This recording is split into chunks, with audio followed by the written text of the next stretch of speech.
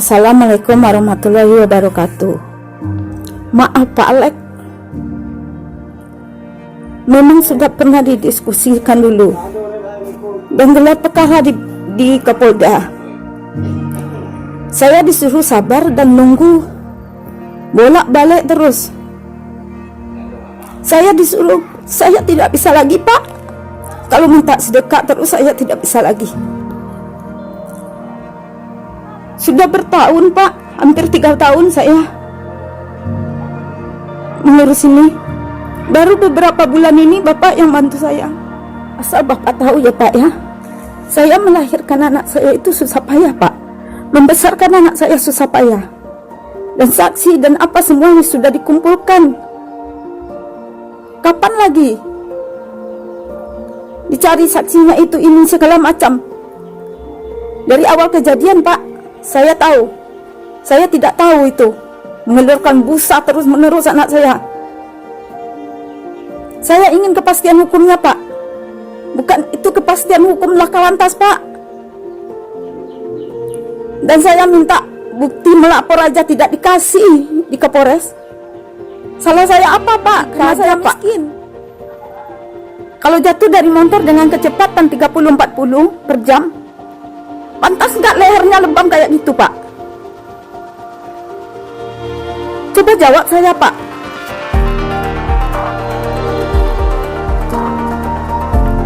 Kok saya dipermainkan terus ya Pak ya? Saya disuruh minta bantu terus. Sampai kapan saya minta bantu Pak? Saya ngurus ini Pak, tidak tahu kerjaan saya lagi Pak. Tidak tahu kerjaan sama sekali saya. Kalau minta bantu banyak, saya dari awal minta diotopsi. Tapi kok tidak diotopsi. Cuma itu permintaan saya Pak. Coba diotopsi dulu. Apapun hasilnya akan saya terima. Saya tidak nuntut apa-apa Pak.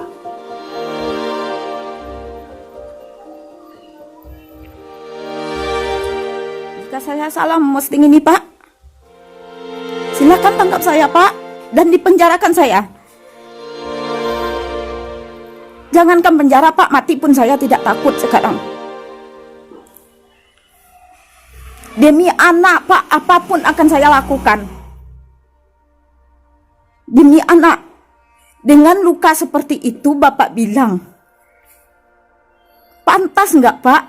Luka seperti itu dengan kecepatan 30-40 per jam, pantas nggak?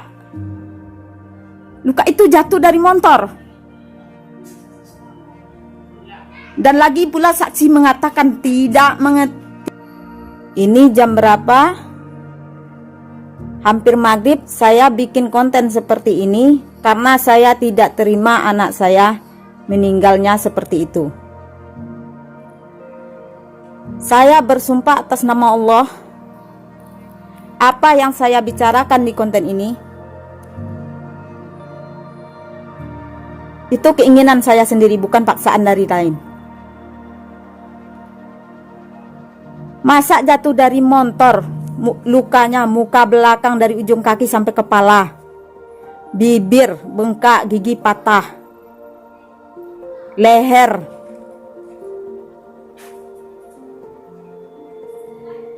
Lagi pula digelar perkara di Kapolda Padang. Mulutnya tidak berhenti mengeluarkan busa, bilang dokter. Di situ saya kaget. Pikiran saya, apa anak saya diracun gitu. Nah, di pengadilan saya tidak dipanggil, saya tidak diundang. Yang diundang cuma bapaknya yang nggak bisa ngomong. Nah, bapaknya minta dampingi saya datang. Dan laki-laki itu bilang bahwa kepala anak saya botak, bocor jantung katanya. Saya tidak terima itu. Dengan kecepatan 30-40 per jam, lukanya kok sampai ke leher-leher lukanya. Dan saya didatangkan anak saya, diceritain semua. Dia dianiaya dalam tidak sadarkan diri. Dia dinaikkan ke atas motor dan dijatuhkan dekat gelap.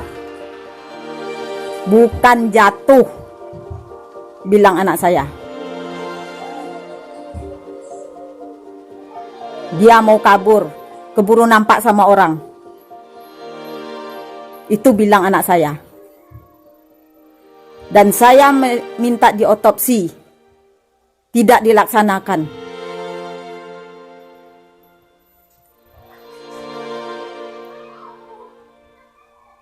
Saya tidak terima. Hukumannya cuma 6 bulan loh.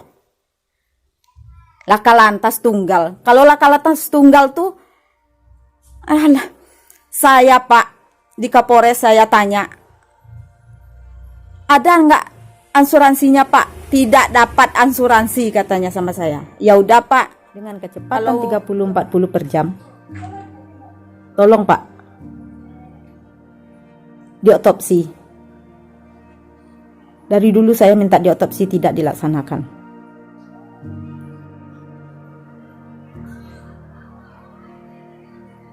Salah saya apa Pak? Karena saya orang miskin. Saya masih punya ginjal Pak untuk dijual. Saya tidak akan henti-hentinya bikin konten sampai kasus anak saya ini selesai. Kapan perlu saya jalan kaki ke Jakarta, merangkak ke Jakarta, menemui Pak Presiden Joko Widodo dan Pak Kapolri. Kepada Bapak Presiden Joko Widodo dan Bapak Kapolri, saya minta tolong Pak, kepastian hukumnya untuk anak saya. Demi putri saya Pak, demi anak saya Pak, apapun akan saya korbankan. Jika saya salah memposting ini, silakan tangkap saya Pak, silakan masukkan saya ke penjara. Kapan perlu bunuh saya Pak.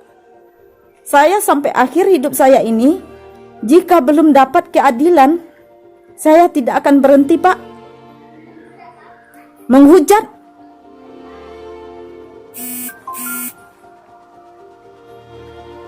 Si pelaku yang bawa motor itu membawa anak saya tanpa sepengetahuan orang tua. Dibawa sehat pulang sudah dia mayat. Dan di pengadilan dia bilang kepala anak saya botak, jantungnya bocor. Kalau iya memang seperti itu Pak, ya otopsi dong. Ini saya minta diotopsi, tidak diotopsi kok.